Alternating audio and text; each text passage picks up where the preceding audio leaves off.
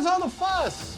Finch stars Tom Hanks as an engineer trying to survive in a stunningly bleak post-apocalyptic wasteland with the help of a robot he builds from scavenged parts and scanned books. The resulting AI, Jeff, voiced by Caleb Landry Jones, is charmingly human in his efforts to please his creator, but the film itself lacks the same animating spark. Ultimately, the script feels like a soulless imitation of better films.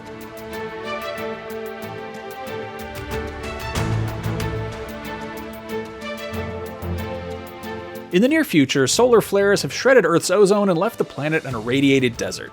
Hanks' Finch Weinberg was a misanthrope even before the disaster and blames humanity's poor reaction to the crisis for how devastating it became.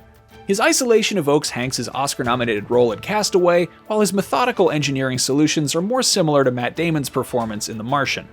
But in both of those cases, the toll of loneliness felt stronger. Finch is never really alone, but accompanied by his dog Goodyear, Dewey, a scavenging robot that resembles Wall-E, and Jeff, who's capable of having real conversations and taking initiative even when his judgment isn't sound. The tension Castaway and The Martian built around whether their protagonists would survive is also lacking here, since it's clear from very early on that the radiation has caught up to Finch. Jeff is built with Asimov's 3 laws of robotics, preventing him from harming humans, plus a 4th law that trumps the others: take care of Goodyear when Finch can't do so himself. If Jeff was programmed to try and help heal the world or save humanity in the mold of Wall-E or Nine, Finch's efforts would feel more meaningful. Instead, a certain futility permeates the entire film. The stirring melancholy score from The Last of Us composer Gustavo Santaolalla adds to the feeling of despair, and yet the movie fails to earnestly commit to the theme. Setbacks that seem like they should derail Finch's quest to reach the Golden Gate Bridge before he dies have no real impact beyond upsetting him in the moment. Persistent hazards melt away with no real explanation.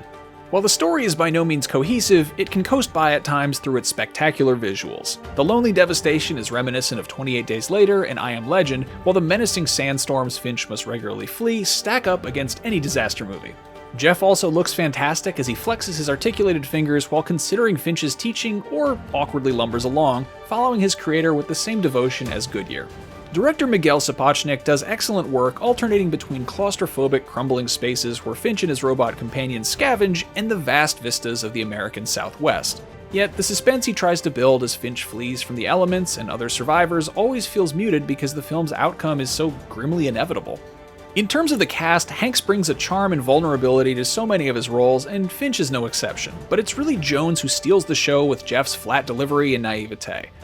Robots must protect dog. There's an especially goofy dynamic between Jeff and Goodyear, who hates and mistrusts his robot guardian, though the turning point in their relationship is so painfully obvious that it cheapens the progress made before then.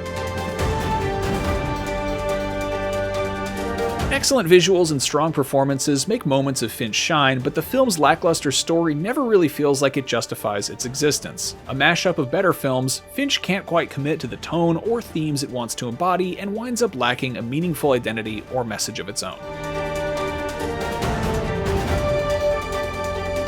For more reviews, check out what we thought of Army of Thieves and Last Night in Soho, and for everything else, stick with IGN.